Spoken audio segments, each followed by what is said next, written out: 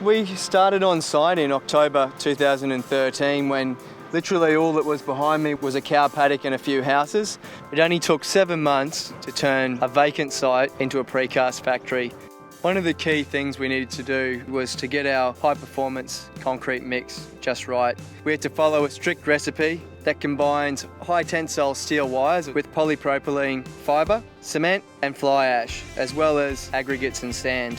The critical factor in the whole batching process is moisture control. The concrete has to be wet enough that it goes through the flying bucket system and dry enough that we can finish the concrete.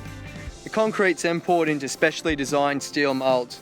It's probably one of the most important innovations that we've made in terms of this project, which is a casting gasket, which ultimately helps us achieve a better final product. It gives us a better chance of achieving a watertight tunnel.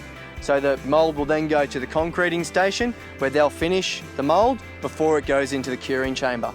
The moulds will travel through the oven for approximately 5.5 to 6 hours at 60 degrees Celsius. So once the segments come out of the curing chamber, they're removed from the moulds using a vacuum lifter attached to the crane. The segments then stored inside the factory for the appropriate quality checks, identification via a barcode or documentation system for stockpiling outside. They're ultimately stacked in threes. That's the way the segments get delivered to the TBM, and there's a certain order in which the segments have to be built to build a ring. Once we've got 28-day strength, we can then send the segments to the TBM sites. We began producing segments in May 2014, which was 4 months before the first TBM was launched.